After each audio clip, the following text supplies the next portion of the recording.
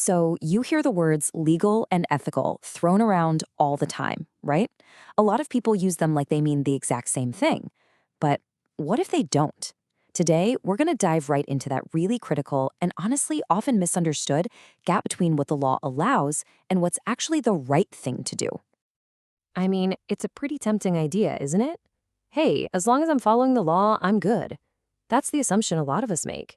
Just stick to the rule book, don't break any laws, and you're golden. But is it really that simple? Yeah, not so much. The reality is way more complicated than that. In fact, an action can be 100% legal and at the same time be completely unethical. And it's right there in that gray area where things get really tough. That's exactly what we're going to unpack today. All right, so let's jump right in and explore that gap. Laws often try to codify ethics. They'll require businesses to be truthful, for instance.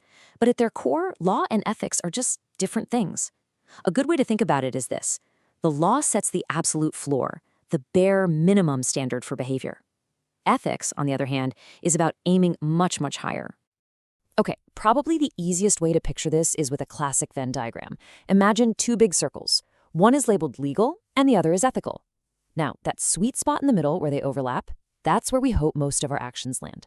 But the really fascinating part, the part we're talking about today, is all that space where those circles don't overlap.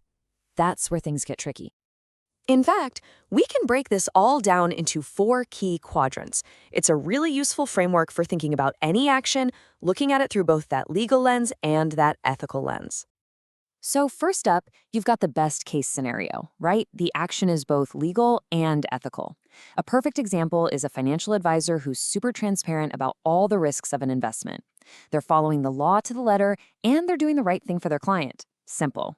But then we get to that murky gray area, legal but unethical.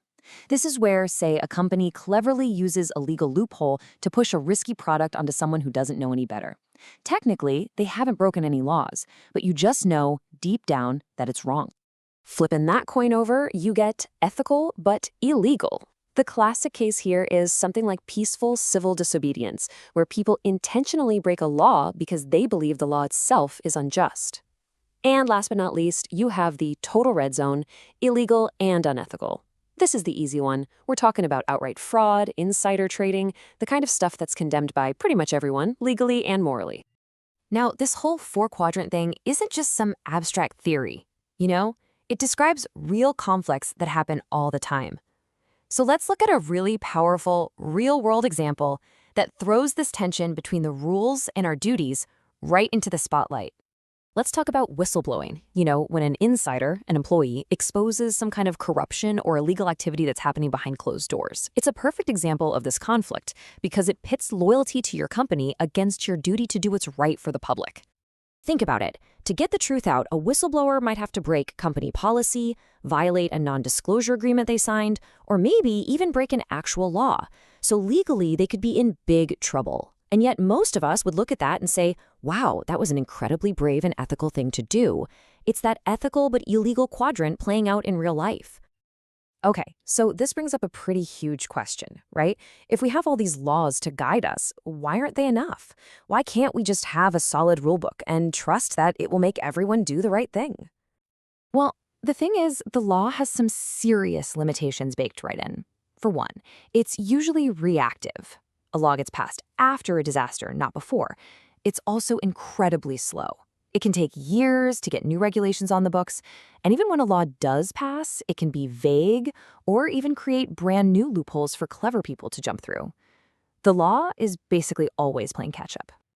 And that really gets to the core of the problem. A law is just words on paper.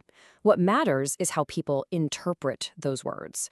There's a great point here that people and companies will almost always choose to interpret a law in whatever way is most advantageous for them.